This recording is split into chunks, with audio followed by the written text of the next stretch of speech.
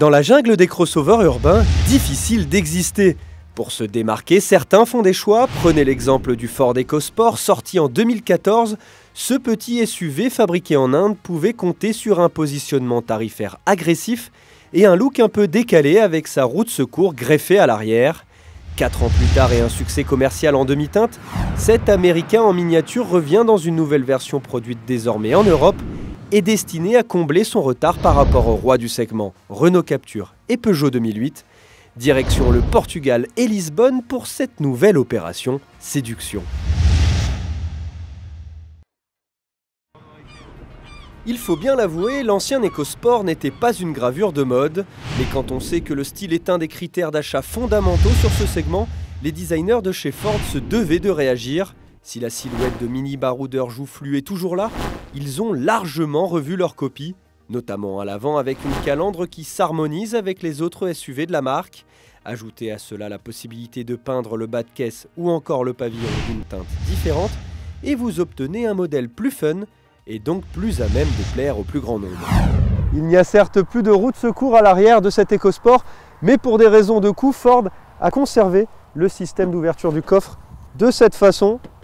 Comme vous pouvez le voir, c'est franchement pas très pratique en ville. Pour décoller son étiquette un peu trop low cost, l'EcoSport est logiquement passé par la case refonte de l'habitacle, bénéficiant d'éléments déjà vus sur les derniers modèles de la marque. Cette planche de bord vous dit quelque chose, c'est normal puisqu'elle est tout simplement reprise de la dernière Ford Fiesta. On le remarque notamment avec ce grand écran tactile flottant, les commandes de climatisation, le volant ou encore le contour, mais surtout l'EcoSport par rapport à avant progresse en matière de qualité, de finition. On peut le voir que les matériaux sont beaucoup plus soignés et de ce point de vue-là, il rattrape le retard par rapport à la concurrence. Rattraper son retard passe bien évidemment aussi par l'amélioration de l'agrément routier. Conçu à la base pour les marchés émergents, l'EcoSport pêchait à la fois en termes de dynamisme et de confort, un défaut rédhibitoire face à la concurrence que Ford a absolument dû corriger. Je dois avouer que l'EcoSport est une bonne surprise en termes de comportement dynamique. Auparavant, il était un petit peu trop pâteau, il manquait vraiment de dynamisme. Là, avec sa nouvelle transmission intégrale qui envoie au besoin du couple à l'avant ou à l'arrière, eh bien on gomme un petit peu la prise de roulis, le sous-virage.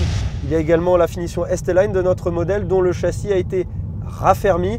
Ça lui confère là encore un petit peu plus de dynamisme sans pour autant sacrifier le côté confort du véhicule.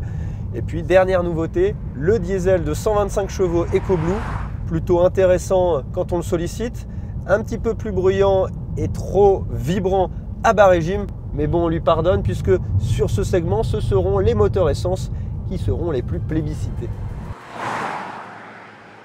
De l'aveu même d'un responsable de la marque, l'EcoSport est enfin devenu le produit qu'il aurait dû être dès son lancement en 2014. Des progrès dans le style, la qualité de finition et les aptitudes routières qui se répercutent logiquement sur les prix, de 19 à 27 000 € dans la moyenne du segment. De quoi le faire rentrer dans le rang sans pour autant inquiéter les références du genre.